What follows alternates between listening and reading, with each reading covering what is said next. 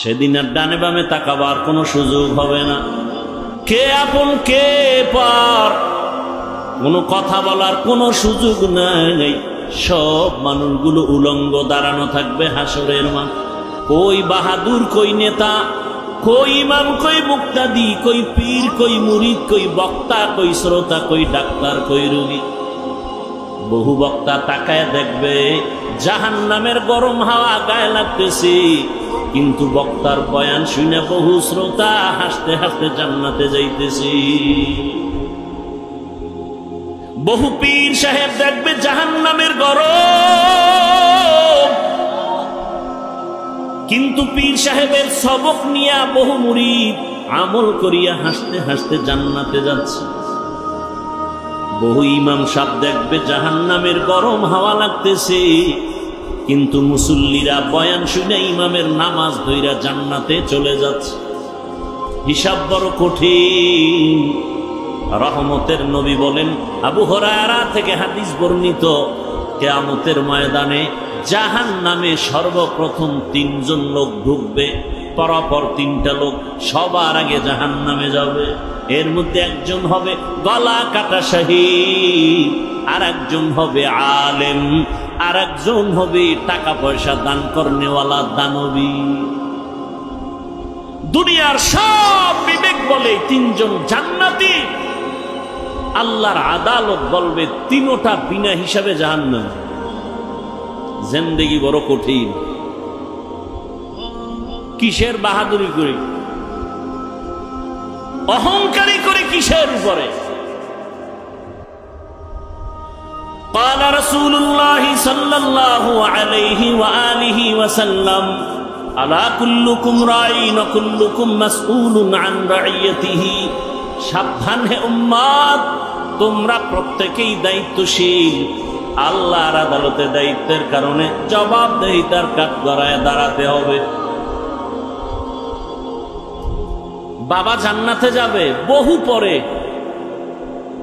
বহু তাবলীগওয়ালা, পীরের মুরিদ, জিকির করনেওয়ালা, পাগড়িওয়ালা বলতে গেলে ইচ্ছা করে গুনাহ করে নাই, তারপরেও ভয়। নিজে ভালো আমল করছে, সন্তানটাকে দাড়িওয়ালা বানাতে পারে নাই। উপযুক্ত মেয়ে কলেজে পড়ে বেপরদায়, সন্তান চাকরি করে সুদের টাকায়। কিয়ামতের দিনে বুজুর্গ সন্তানের কারণে জাহান্নামে যাবে। সন্তান মামলা পেশ করবে আল্লাহর কাছে, রব্বানা ইন্না আতা'না সাদাতানা ওয়া কুবারানা ফাআদাল্লুনা আস-সাবিলা। ও আল্লাহ, আমারে আটকাইও না। আমার আব্বা আমারে নামাজের দাওয়াত দেয় নাই, আমার মুরব্বীরা আমাকে পর্দার বয়ান করে নাই। আব্বাজান কুমিল্লা শহরে ঘর থেকে উঠে 8টায় দোকান চলে গেছে। 9টার সময় আম্মুকে টেলিফোন করে জিজ্ঞাসা করলো আমার বাবা উঠছেনি, নাস্তা করছেন? কিন্তু আমার বাবা জিগায় নাই আমার সন্তান ফজর পড়ছেন। আল্লাহ কইবে, তোর বিবেক দিছিলাম, সঠিক পথে চললি না কেন? সন্তান বলবে, এটা একটা অন্যায়। বিচার হবে বিবেকের। ইন্নাস সামআ ওয়াল বাসারা ওয়াল ফুআদ কুল্লু উলাইকা কানা আনহু মাসউলা। সন্তান বলবে, বিবেকের যদি বিচার হয়, আমার একটা আবদার আছে। কি আবদার? রব্বানা আতিহিম যিফাইনি মিনাল আযাব ওয়ালআনহুম লা'নান কাবীরা। আমার যদি ফিডা একটা দাও, আমার আব্বারে 2টা দাও। আমার আব্বা আমাকে দাওয়াত দিল না কেন? আমার বাবা জুমার নামাজে গেছে, কোনোদিন আমারে ডাকে নাই, চল জুমার নামাজে। বড় কঠিন। এই জন্য ওলামায়ে কেরামের দোয়া করা উচিত সবার জন্য। আপনাদেরও সতর্ক হওয়া উচিত। আলেমদের বিরুদ্ধে কোনোদিন কিছু বলবেন না, কিছু লিখবেন না। আপনার অধিকার নাই লেখা। আলেম ভুল করতে পারে, এটা সত্য 1000 বার, কিন্তু আপনার ভুল ধরার অধিকার নেই। আলেম অপরাধ করলে দেশের শীর্ষস্থানীয় ওলামায়ে কেরাম সে বিষয়ে সমাধানের চিন্তা করবেন, না করলে রব্বে কারীমের ফয়সালা চলে আসবে। কিন্তু যে আলেম না, তার সমান না, তার অধিকার নাই তার বিরুদ্ধে কিছু বলার, কিছু লেখার।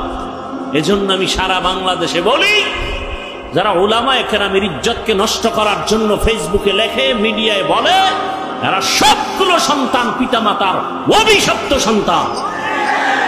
একটা সন্তানও মা বাবার আদরের নয়, সবগুলোর উপরে মা বাবার অভিশাপ।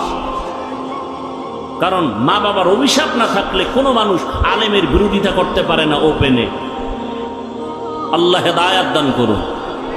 এজন্য দোয়া করলাম, আল্লাহ উলামায়ে কেরামের ইজ্জতকে বাড়ায় নেন। আসতে বললেন কেন? উলামায়ে কেরাম থেকে দোয়া নিবেন, দলাদলি করবেন না। আল্লাহ বুঝার তৌফিক দান করেন। তো আমি আপনাদের ধৈর্যের উপরে কিছু কথা রাখার জন্য কোরআনে হাকিমের এক আয়াত, রসুলের একটি হাদিস পড়েছি।